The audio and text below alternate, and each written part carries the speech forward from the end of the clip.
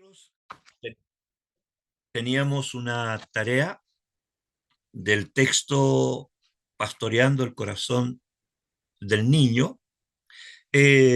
No todos pudieron hacerla, se la recomiendo, tienen que hacerlo porque forma parte de las lecturas. A la próxima clase voy a dar otras lecturas relacionadas con el curso, por supuesto, y solamente he recibido cuatro. eh, Tenemos la bendición de ser 16 alumnos, alumnas, 16, ¿ya? Solamente hay cuatro ahí que han hecho la tarea. Se los recomiendo como lectura porque nos hace una reflexión muy profunda, especialmente a la labor de los padres en la educación de los hijos. Y quisiera que ocupáramos los primeros 10 minutos para ver el resumen del texto, Pastoreando el corazón del niño, y si alguno lo pudo leer y no pudo hacer las preguntas o algún resumen personal, tiene tiempo para hacerlo todavía, pero ya me llamó a mí mucho la atención, por eso que yo se los quise compartir a ustedes, eh, la introducción al libro y también el primer capítulo, especialmente cuando habla allí de la impotencia, o podríamos decir de alguna forma, de que los padres se ven superados porque no saben qué hacer con los hijos. Y entonces la única solución de los padres es que por favor en el colegio le ayuden o hagan algo a favor de su hijo, en este caso su hija, porque ellos ya no pueden más, no se sienten capaces de ser padres, ¿ya? Y aquí vemos que hay una falta, una falla, una falencia, no sé, de los padres en la educación de los hijos. Y la pregunta es, ¿cuál es? ¿Cuál es aquella falta, aquella falencia en el cumplimiento de la tarea que tenemos los padres en relación a nuestros hijos? De ahí viene el título, Pastoreando el corazón de los hijos. ¿Qué les pareció a ustedes esa introducción y ese capítulo uno del texto Pastoreando el corazón del niño? Doy la palabra. Sí, pastor. Bueno, buenas noches, hermano. Eh, a mí me pareció muy interesante, sobre todo porque hace hincapié en, en cómo podría decir yo, por ejemplo, cuando uno tiene una araña, uno quiere matar la araña, o sea, quiere matar la telaraña, pero no mata la araña. Eh, Eso traído al texto nos está hablando de que tenemos que ocuparnos no tan solo de corregir y de disciplinar a los hijos, sino que tenemos que ir al fondo. Y el fondo es conocer a nuestros hijos, es conocer su corazón. Y obviamente el corazón de los niños es un corazón depravado. Entonces tratamos con hijos pecadores. Tratábamos con hijos pecadores. Entonces, es importantísimo dirigir el corazón de los hijos. Correcto. Eso me hizo reflexionar. Yo tengo hijos, la menor tiene 18, yo tengo cuatro hijos, la menor tiene 18 y el mayor tiene 26. Y Mm. de cierta manera yo reflexionaba y claro, cometí muchos errores porque nosotros quisimos, bueno, somos cristianos, somos pastores llamados y eh, somos una familia pastoral, sacerdotal, como se quiera, pero eh, muchas veces cometimos el error de querer corregir y disciplinar y no advertimos que el corazón era lo importante. Eh, Ahora, después Después nos dimos cuenta de eso, gracias a Dios por la palabra, teníamos un entendimiento, porque el proverbio dice que del corazón mana la vida. Entonces, por ahí también nosotros, y como decía usted la semana pasada, los hijos, eh, uno igual sigue pastoreando a sus hijos después que se van de casa. Nosotros tenemos los dos hijos mayores fuera de casa y igual los pastoreamos, pero ya no pastoreamos su conducta, porque la conducta ellos la tienen que ver, sino que pastoreamos su corazón. Eso, pastor. Amén. Gracias, pastor. Siempre su aporte es una bendición, así que gracias. ¿Alguien más quiere hacer un aporte del texto, pastoreando el corazón del niño, que nos pueda compartir? Por ejemplo, ¿cuál es el mandato de Dios para los padres? ¿Qué somos los padres para los hijos? Aquí el texto de la introducción nos hablaba que los padres somos, varias cositas nos dicen allí, para los que leyeron el texto, se van a recordar, los padres somos autoridad. ¿Se acuerdan qué dice? Los padres somos autoridad, no una autoridad que le quite la responsabilidad de la acción de los hijos, sino que la autoridad que pone las normas, los límites, pero va acompañado con el amor, no con este mandato, ¿verdad? Que nosotros los padres antiguos teníamos, te cuento hasta tres, y poníamos en la mano la cuchara de palo, ¿ya? Entonces, claro, porque somos autoridad, pero el texto nos va enseñando que en estos tiempos sí se aplica la autoridad, pero no en la forma antigua, la forma prehistórica, sino que hay una forma que nos permite eh, pastorear con autoridad a los hijos, entregarle el Evangelio con autoridad porque lo estamos pastoreando, cuyo fin es que los hijos abracen la fe de Jesús porque hemos tenido eh, la gracia de Dios para desarrollar esta autoridad, para pastorearlos, ¿cierto? Cuidar su mente y su corazón y que el Evangelio sea el reflejo de lo que nosotros también vivimos y que ellos puedan ver en nosotros que somos consecuentes con nuestra fe en nuestro Señor, ¿ya? Eh, los hijos nos observan y también nos imitan. Y eso es importante, porque lo que ellos observan de pequeños nos van a imitar.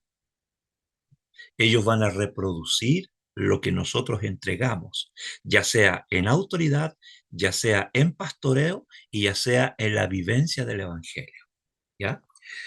Y en el capítulo 1 dice, ¿por qué debemos llegar al corazón del niño? ¿Por qué debemos llegar al corazón del niño para que se produzcan cambios en la conducta? El pastor recién nos acaba de decir, cuando habló del texto bíblico, ¿cierto? Que habla del corazón. Pero la pregunta es, ¿por qué debemos llegar al corazón del niño para que se produzcan cambios en la conducta?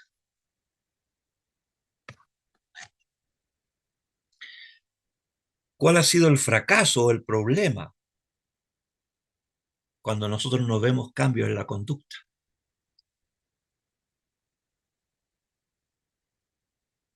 ¿Por qué afectar el corazón del niño es importante? Pastor, José, pastor, hermano José. porque como hemos visto, en el corazón está el problema, porque tenemos un corazón perverso, un corazón malo, un corazón inclinado al mal, y si no hacemos un trabajo, o Dios no hace un trabajo en el corazón, lo transforma, lo cambia, todo lo que hagamos externamente va a ser en vano, porque tenemos que trabajar para transformar y cambiar el corazón. Y eso es un trabajo que solamente hace Dios. Amén. Así es, así es. Mientras trabajemos el corazón, vamos a ver frutos en la conducta. ¿Ya? Mientras Pastor, pastoreemos, doy la palabra, hermana Aida. pastor, y porque según el texto, o sea, eh, esto está comprobado, que el corazón está al centro de control de la vida. Exacto. Ahí es donde está todo, manan las Mm, buenas intenciones y las malas, por supuesto. exacto, exacto. Es verdad, esto nos va a ayudar mucho a nosotros en la iglesia, bueno, en el colegio, los que todavía están en la escuela como profesores, pero nos va a ayudar mucho en la iglesia cuando veamos hermanos o hermanas que tratan de que los niños cambien su conducta y a veces en público tratan de corregir su conducta. Y sería bueno que nosotros nos acercáramos, ¿sabes, hermanita? Un consejo, aprendimos que tenemos que llegar al corazón del niño para que su conducta pueda ser cambiada. Tenemos que trabajar en su corazón, la sensibilidad de su corazón, hacerlo con amor, pastoreando al niño. Usted a lo mejor no se siente ni pastor ni pastora, pero el concepto de pastor es el que cuida las ovejas y usted tiene el deber de cuidar a esta ovejita para que cuando llegue a la adolescencia no se vaya de la iglesia, sino que se quede porque llegamos a tiempo con este consejo, ¿ya? Que eso es importante. ¿Alguien más quiere decir algo? Porque quiero terminar con tres conceptos que marcan la vida de una persona, ¿ya? ¿Alguien más quiere decir algo relacionado con el texto? Pastor, Hermana Luz, buenas noches. buenas noches a todos. No solamente da gracias a Dios que nos llegó este texto, yo lo había leído años atrás, pero encuentro que es muy interesante no solamente para los padres, sino como usted decía, también para los que son o somos profesores en la escuela dominical, por ejemplo, o en los colegios seculares. ¿Por qué? Porque muchas veces los padres endosan a los maestros, en ambos casos, cuando están frustrados, allá le van a enseñar mejor. Entonces, no sé, cosa que no se hace, a veces en los colegios se hacen escuelas para padres, pero bajo el concepto o, o las ideas que tenga el colegio en sí. Pero muchas veces en las iglesias no nos preocupamos, así como nos preocupamos poco de los niños, porque a veces son más que nada un estorbo, que están molestando, que no dejan desarrollar el culto en buena forma, entonces hay que sacarlos, es como para entretenerlos. Eh, Gracias a Dios ese enfoque se ha ido perdiendo un poco ahora, pero también es importante, por ejemplo, una escuela para padres, a los que están recién comenzando, que están recién, por ejemplo, así como hay una preparación para el matrimonio, debería haber después una preparación para, o en regalarle a cada uno este libro y Mm, estudiarlo en Amén. conjunto. sí, Yo creo Amén. que cambiaríamos mucho la mm, percepción, porque uno siempre dice, a nadie se le enseñó a ser padre, y bajo esa premisa uno se escuda.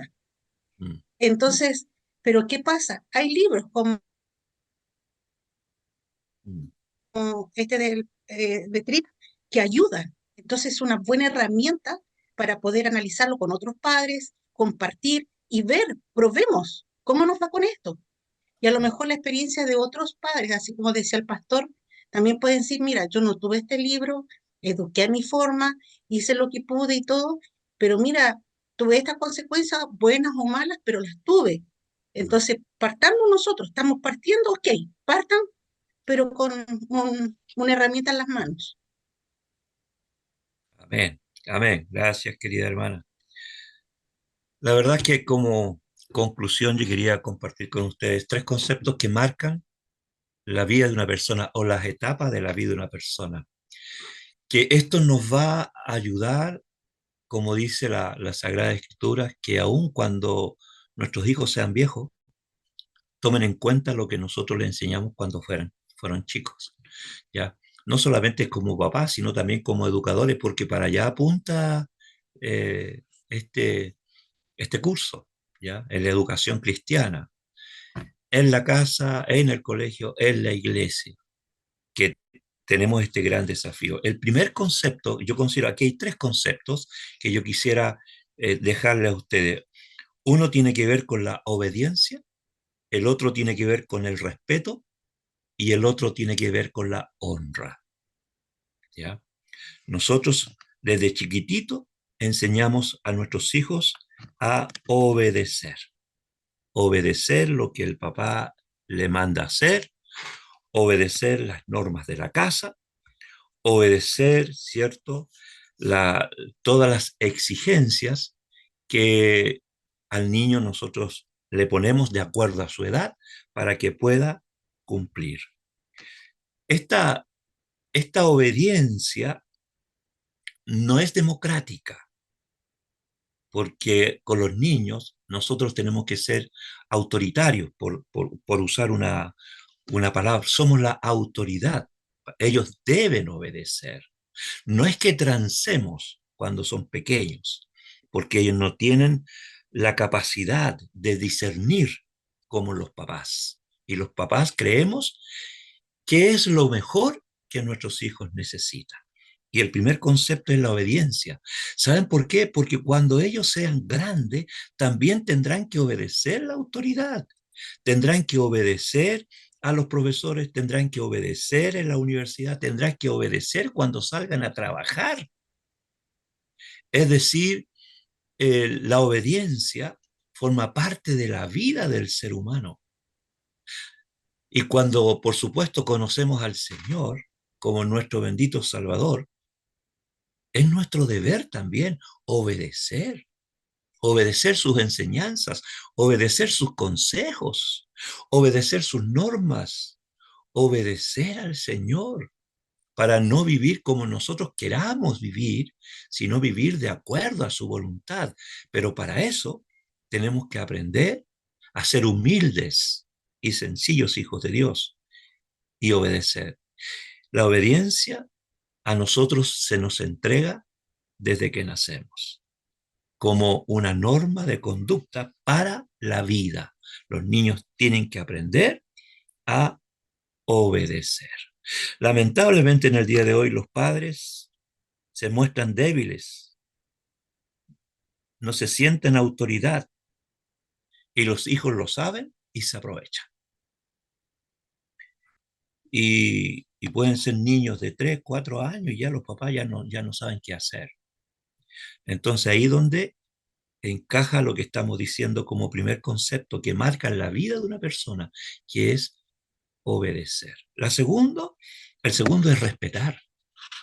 Los niños tienen que aprender a respetar, a respetar a sus padres, a respetar a sus iguales, a respetar a la autoridad, a respetar a los mayores.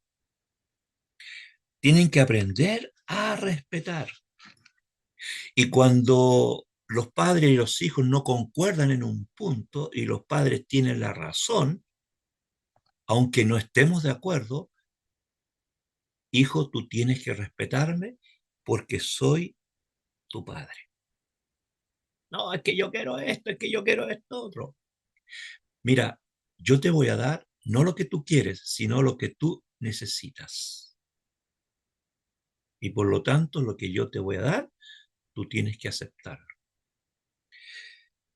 El respeto es muy importante, porque cuando los niños crecen y crecen sin este concepto, que no aprendieron a respetar cuando chicos porque no se les enseñó el respetar, nos vamos a encontrar con adolescentes, con jóvenes y con adultos faltos de respeto. Y no van a respetar la autoridad, y no van a respetar las normas y los límites, y no van a respetar a los padres, ni a sus iguales, ni a los más chicos, ni a los más grandes. No van a respetar. Y eso es, lamentablemente, la crisis que estamos viviendo como sociedad, la falta de respeto de los niños hacia la autoridad. ¿Ya? Y ahí viene la pregunta, ¿en qué fallé? ¿En qué me equivoqué? Porque cuando chico uno tiene que enseñar la obediencia, el respeto y la honra. Y la tercera palabra que les va a acompañar durante toda la vida es la honra. Los niños deben honrar a sus padres porque es un mandato divino. Los niños deben honrar a sus padres. Cuando el profesor o la profesora llama a la mamá, al papá, porque la directora quiere hablar con ella en su oficina, y la mamá asustada acude, y lo primero que piensa, ¿qué embarrada se mandó mi hijo? Y cuando llega y la directora la hace pasar y le dice, dígame al tiro, no vaya con rodeo, le dice la mamá, dígame al tío qué hizo este cabro.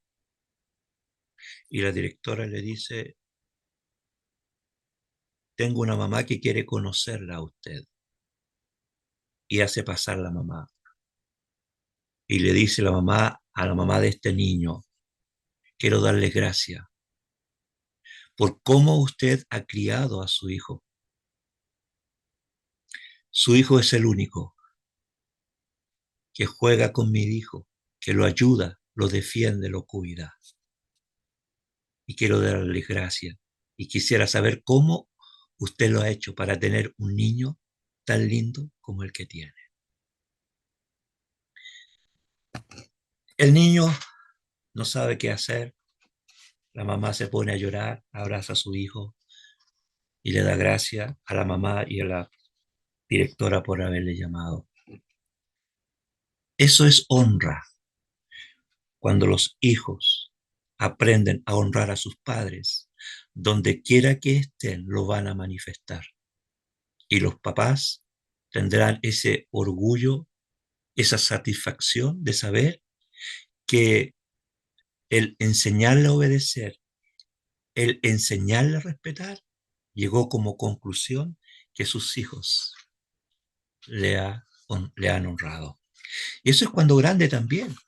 Cuando salimos de casa, vamos a la universidad, a otra ciudad, a otro lugar, y los hijos honran a sus padres. Cuando se casan, honran a sus padres, y donde quiera que estén, preocupados de sus padres, porque son agradecidos por lo que los padres hicieron por ellos. Y aún más, aunque los padres no estén ya con nosotros, los hijos siguen honrando la memoria de sus padres por lo que ellos le dieron cuando los niños eran pequeños. Le enseñaron a obedecer, le enseñaron a respetar, le enseñaron a honrar. Y cuando grande, los niños son obedientes, los niños son respetuosos y los niños no honran a sus padres. Eso quería compartir con ustedes, queridos hermanos.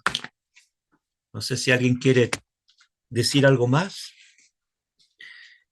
Y ahora sí nos vamos a la lección que nos convoca hoy, que tiene que ver hacia una metafísica para la educación cristiana. Veamos el cuestionario, queridos alumnos y alumnas.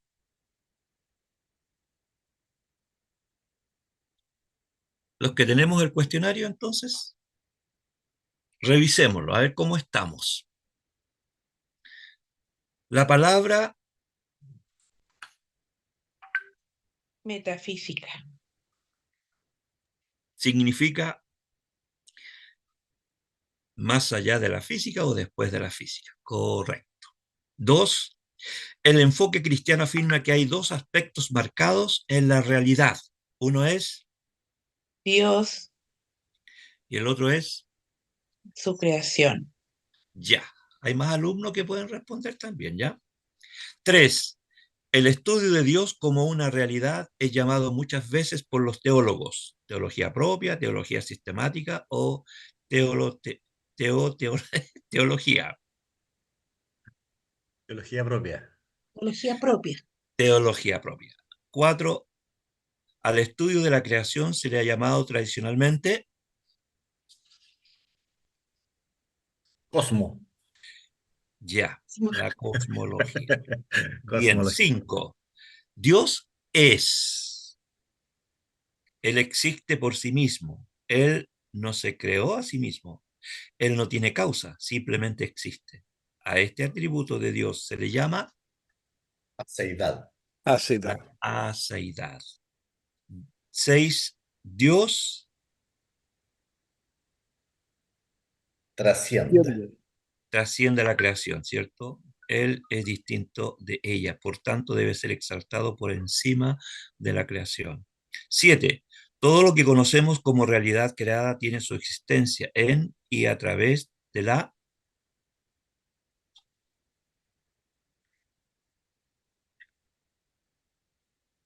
Bien,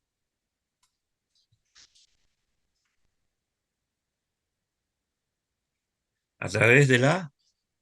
Palabra. A través de la palabra. 8, Dios hizo la creación Autorrevelarse. para autorrevelarse y para que podamos Responderle. responderle, ¿cierto? 9, según el autor, debemos preferir las metodologías que implican movimiento, verdadero o falso, verdadero. Verdadero. verdadero. Y 10, lo que Perdón, los alumnos, pero eso es verdadero respecto de las metodologías en los proyectos educativos. sí, El según el proyecto es autor activo. dice que Claro. sí, que es verdadero, claro, según el autor. Ya. Sí. Gracias, hermano Dinko, por su observación. 10, lo que los alumnos estudian en la escuela no tiene nada que ver con Dios. Falso. Dios es el Quisiéramos, Señor de sí, todo. ahí estamos exactamente, exacto. Aunque los profesores no lo crean así, ¿ya? Nada Pero Los de que no nosotros, creen los que no creen en Dios también celebran su cumpleaños después de Cristo. sí, pues, tenemos por lo menos 2 fechas importantes que igual lo celebran, ¿cierto? En el año. Bien, y la pregunta que aparecía en el sílabo decía, ¿cómo puede relacionar a Dios con la educación? ¿Cómo podemos relacionar a Dios con la educación? Cuando nos acercamos a conocer a Dios, la teología propia nos muestra esos principios y atributos de Dios. Y uno de ellos nos muestra que Dios es creador de todo. Entonces, así cuando vamos analizando, estudiando cualquier ciencia, en realidad nos acercamos a la ciencia que Dios creó. Otro ejemplo puede ser la santidad de Dios que define la moralidad por medio de la santidad, que es el punto de referencia. Entonces, cuando enseñamos estos valores que son absolutos, también nos estamos acercando a Dios. Por lo tanto, yo pienso, y esta es la respuesta, que eh, relacionar a Dios con la educación, lo único que hace falta es seguir sus atributos para entender esa relación que existe entre nosotros y los educandos. Gracias, Dinko. ¿Alguien quiere decir algo más?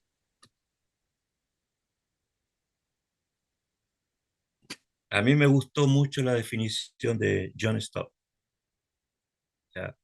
Donde él no deja margen donde Dios no esté presente. Es interesante que Dios es el Dios de todo. No hay nada que quede aparte de Dios. Lo que se llama secular, lo que se llama sagrado, lo que se llama religioso, lo que no se llama religioso, todo, todo, todo está bajo la mirada soberana de Dios. ¿Ya? Por lo tanto, eh, tenemos que reconocer que Dios forma parte importante en lo que es la educación, en lo que nos, bueno, la educación cristiana, obvio, porque eso es lo que estamos conversando, pero en general, es lo que nosotros vamos a ver acá en el estudio que tenemos en el día de hoy relacionado justamente con esto. Hace una metafísica para la educación cristiana. ¿Cómo podemos entender este concepto para aplicarlo en la educación cristiana? ¿Alguien podría dar algo?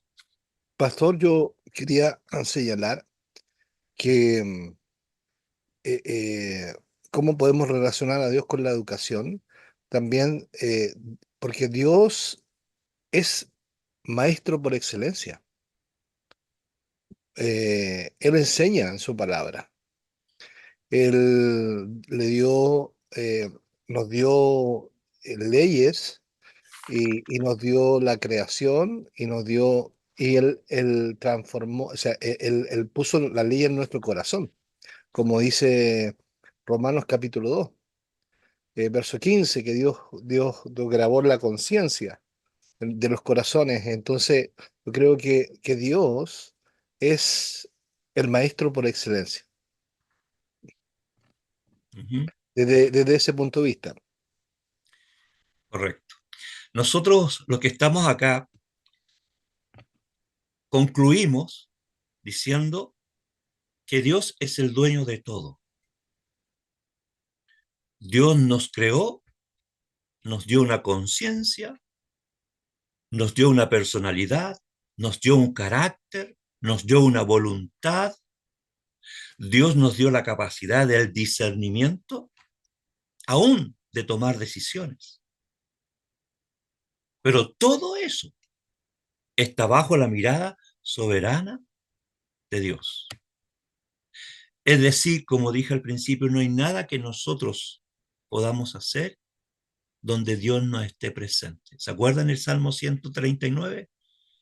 El salmista dice, si me voy a lo profundo, al extremo del mar, si me voy al otro lado del universo, donde quiera que yo vaya, ahí está Dios. Yo no puedo escapar de la presencia de Dios.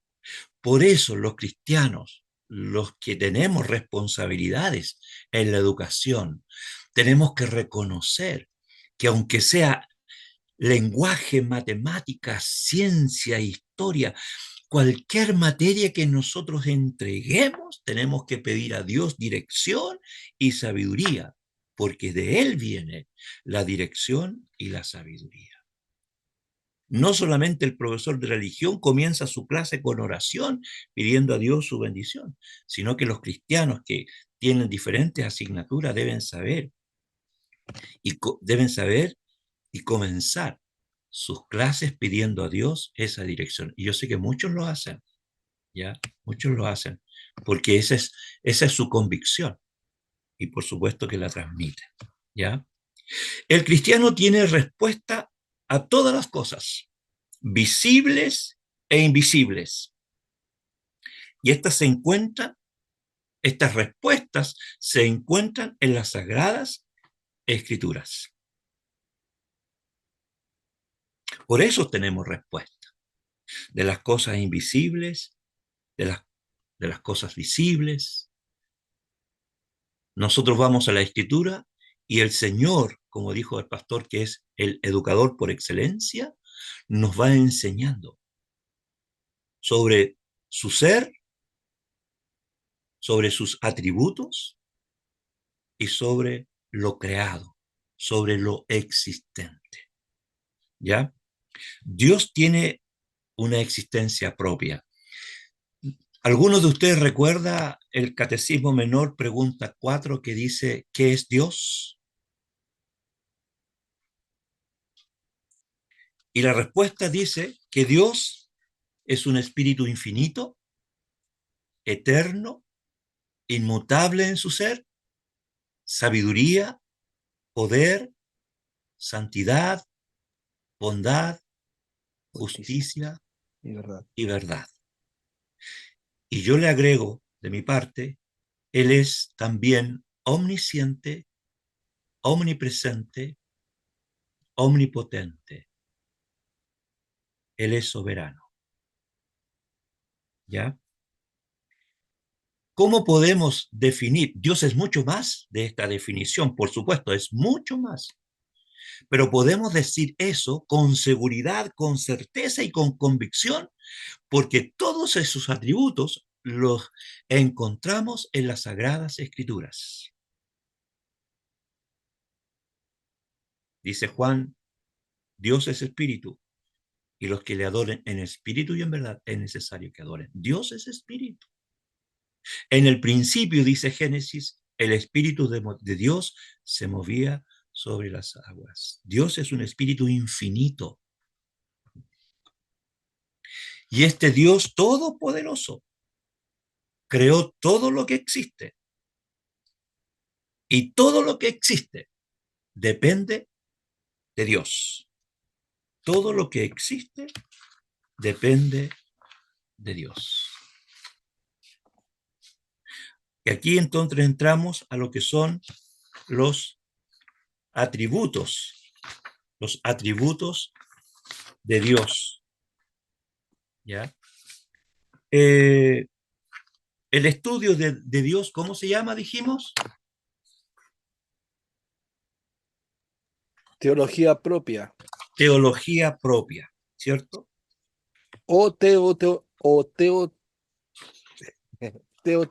Teología. ¿Me cuesta esa palabra? Sí, Deontología. teontología, ¿ya? Teología propia. ¿De qué nos habla la teología propia? Carácter de Dios, su atributo. Nos habla del carácter de Dios, de los atributos de Dios, de su existencia propia.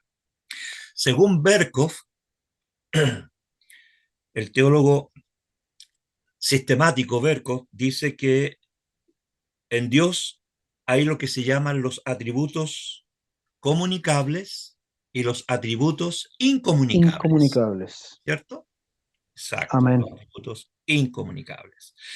Los atributos comunicables, Dios lo comparte con nosotros, como son su amor, ¿cierto?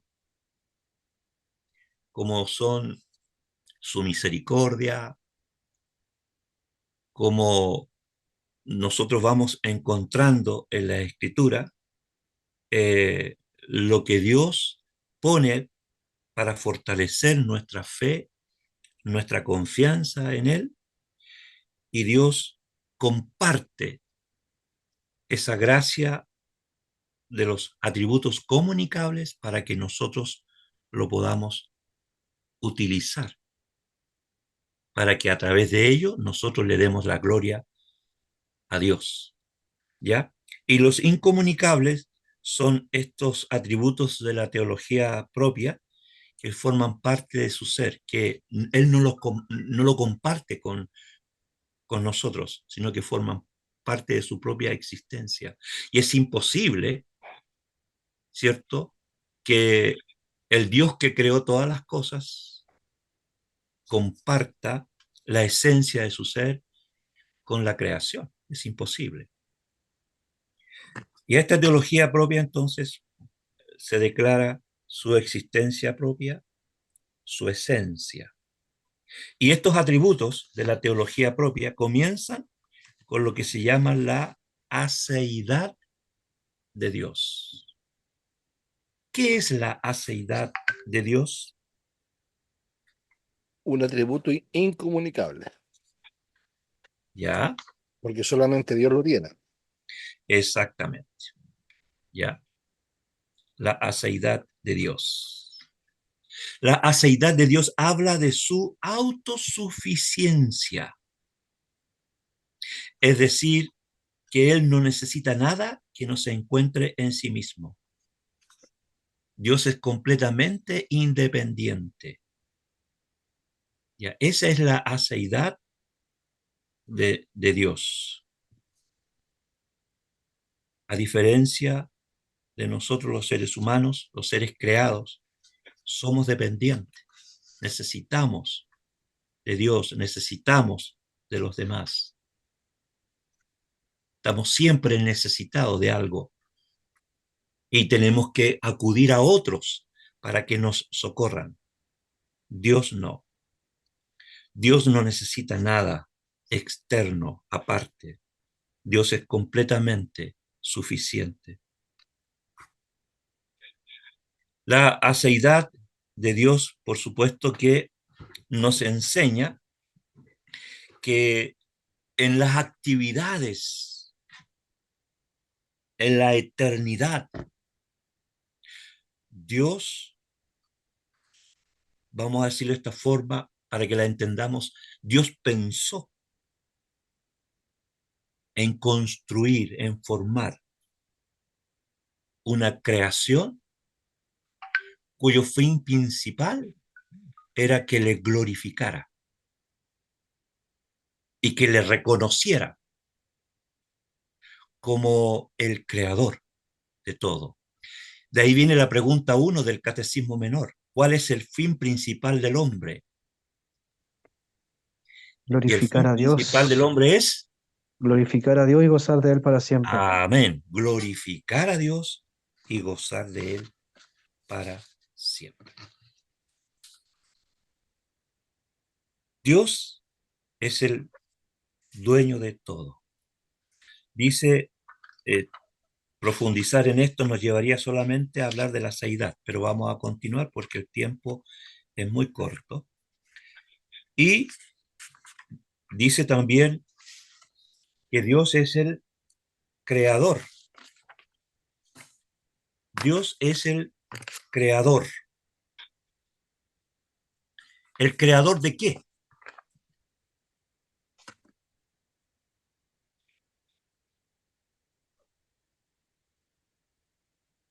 Cuando hablamos de Dios como creador, ¿de qué estamos hablando?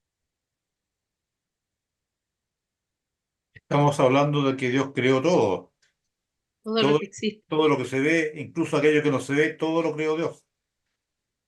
Exactamente. De lo visible e invisible. Todo fue creado por Dios. Hay tantos pasajes bíblicos, pero es cuestión de ir, por ejemplo, a los Salmos, ir al libro de Isaías, y encontramos textos que nos hablan con claridad del Dios creador, que nos dice que antes que existiera nada, Dios existía, y Dios creó, y Dios formó, y Dios hizo.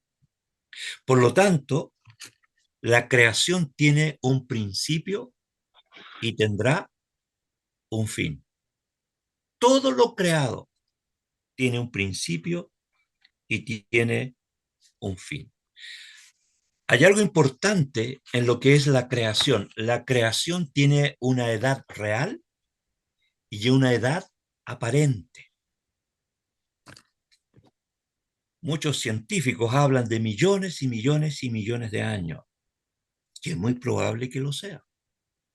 Pero cuando hablamos de la creación con una edad real y una edad aparente, estamos diciendo que Dios todo lo creó adulto, todo lo creó adulto, y lo creó para, en el caso de los seres vivos, para procrear inmediatamente. Dios creó a Adán y a Eva adultos, y Dios les dice en el Edén que ellos podían procrear. Y la procreación no forma parte de la condición de pecado, porque ya en el Edén Dios le había dado esa bendición de procrear, pero ya eran adultos. Por eso que cuando hablamos de la edad real y de la edad aparente, estamos hablando de que Adán y Eva ya eran adultos, pero Dios los creó así. Ellos tenían un día y ya tenían una edad mayor. Y así como toda la creación, Dios la creó adulto. Entonces la edad real era la palabra, ¿se acuerdan? Que la palabra, Dios dijo y fue hecho. Ahí está la palabra. Dios dijo, Dios dio la palabra. Dios dijo, hágase la luz y fue la luz y en fin, y todo lo que Dios creó. Igual los planetas, las galaxias, el universo, tienen una edad real y una edad aparente. Porque aunque Dios los creó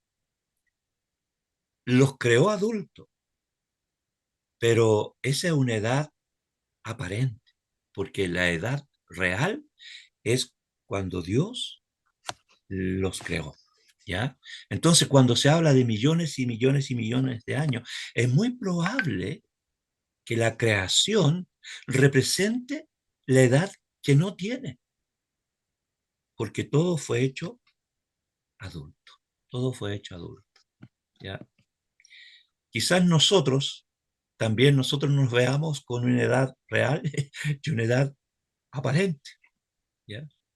Y quizá el pastor puede aparentar 35 años y su edad real a lo mejor es menor, Pastor Cristian, o a lo mejor un poquito Tengo más. 50, tengo 52. Esa es la Así edad que real, sí, pero la edad, sí, mi edad aparente son 25. exactamente. Eso habla de lo que es la creación, ¿ya? Porque mi nieto me dijo, chiquitito, me dijo, Tati, ¿qué fue primero, el huevo o la gallina? Entonces le dije yo, ¿qué piensas tú? Eh, el huevo, pues Tati, porque sin huevo no hay gallina, en su racionamiento de pequeño. Entonces ahí tuvimos que explicarle que Dios todo lo creó adulto, por lo tanto la gallina puso el huevo. Eh, pero le costaba entender eso, ¿ya? Bueno, sigamos. Dios es trascendente. ¿Qué significa eso? Que Dios es trascendente.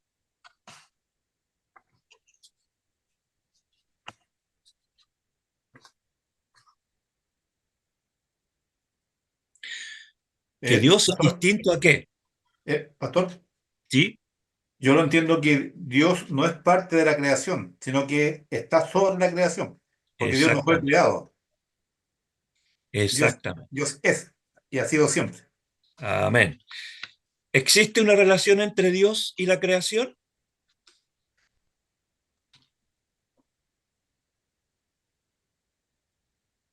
Imagen. Sí, Jonathan. ¿Existe alguna relación entre Dios y la creación? O sea, Como,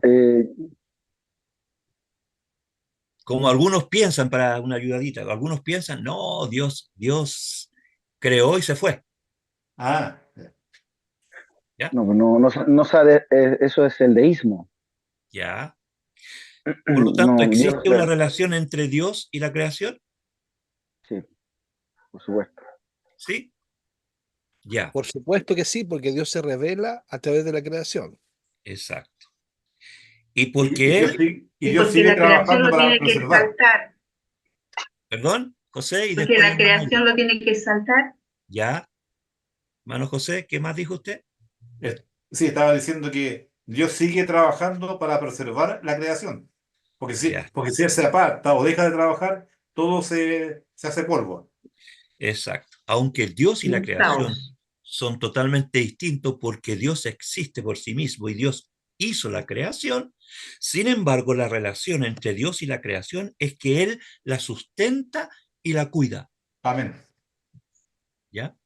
Dios sustenta y cuida a su creación y a sus criaturas, ¿ya? Aunque es totalmente distinto, obvio, así lo hemos entendido. Sin embargo, esa relación que existe entre Dios y la creación es que Él la sustenta, la cuida, la preserva, ¿ya? Algunos, por ejemplo, dicen, bueno, quien gobierna el mundo y quien es el dueño del mundo es Satanás, porque mire cómo tiene el mundo. Tiene esa capacidad el diablo, tiene ese poder, esa autoridad, el maligno, el perverso, el innombrable. No, no No. porque Dios mismo le delegó esa, entre comillas, autoridad. Y esa autoridad está bajo autoridad, Sí, porque amén. nada puede hacer si Dios no lo Lo permite. exactamente, si Dios no lo El, permite. el caso de Job, Dios Exacto. Claro, permitió que lo tocaran. Y el caso de Pedro, claro. ¿ya? Que Dios Y el también, caso de Judas también. El caso de Judas, del caso de Judas, sí. No, es muy lindo. Yo me quedaría con esto nomás y profundizaríamos, pero no es la idea, ya que tenemos que continuar. El próximo atributo es Dios es triuno. ¿Qué significa que Dios es triuno? Dios es trino. En tres personas. Dios es tres personas, ¿cierto? El Padre, el Hijo, el Espíritu Santo, dice el Catecismo Menor de Westminster, los mismos en sustancia, iguales en poder y gloria. El Padre es el Creador, el Hijo es el Salvador y el Espíritu Santo es el Consolador. ¿Ya? La Biblia habla de la Trinidad, Por supuesto. ¿ya? No No la, usa la no lo- palabra, pero habla de la Trinidad. claro, ¿Perdón? claro. Eso iba a decir yo. Ya. Que Indirectamente. aparece el concepto de la Trinidad desde Génesis 1:1 hasta Apocalipsis 22:21. 22, ya. Ya. Es decir, no aparece en forma explícita la palabra Trinidad o la Trinidad en forma explícita, sino que aparece en forma implícita, especialmente en el Evangelio de Juan, donde nos habla de la divinidad de Cristo, pero a la vez nos habla del Padre, del Hijo y del Espíritu Santo. ¿Ya? El Evangelio de Juan está lleno de pasajes bíblicos que en forma implícita nos habla de la Trinidad. ¿Ya? Y la bendición trinitaria que se encuentra en 2 Corintios 13:14. 2 Corintios 13:14 nos habla de la bendición trinitaria. El amor de Dios, la gracia de Jesucristo y la comunión del Espíritu Santo. Amén. Amén. ¿Ya? Aquí también hay otro punto para ver profundizado que tiene que ver con, en Primera de Juan 5:7 habla del Padre, del Hijo, habla de la Trinidad en forma explícita, pero según los estudiosos, los teólogos, los eruditos, este texto Según la no alta crítica. aparece, ¿ah? Según la alta crítica no Sí, aparece. no aparece en los más antiguos, ya en los escritos más antiguos. Por lo tanto, no es que sea una herejía que esté ahí, pero si uno quiere fundamentar la Trinidad con ese texto, hasta los testigos de Jehová lo van a destruir porque ellos saben que ese texto en los originales, los más antiguos manuscritos no aparecen, ¿ya? ¿Y por qué no es una herejía que esté ahí? Porque en el fondo no atenta la, contra la Trinidad, al contrario, la reafirma, pero es una reafirmación que no tiene eh, fundamento, ya que en los Pastor, escritos originales no está. ¿Sí? pastor, si no me equivoco, a eso se le llama un texto espurio, ¿no? La, ¿O la no? palabra, sí, Pero algo me acuerdo, entonces ya. eh, no sé si es un texto espurio o no. ¿En el qué sentido dice usted la palabra eh, un En el texto? sentido, en el sentido espurio que no es, o sea, que, que no No, es definido. no fue escrito por quien dicen que fue escrito. Claro, Claro, sí, sí, algo en así, ese, algo en así. ese O sea, sentido sí, en el fondo que está ahí, pero que no fue originalmente puesto, pero eso está en duda, porque los escritos antiguos fueron manipulados también, po. claro. Claro, es que expurio tiene que ver con la degeneración del origen del texto, ¿ya?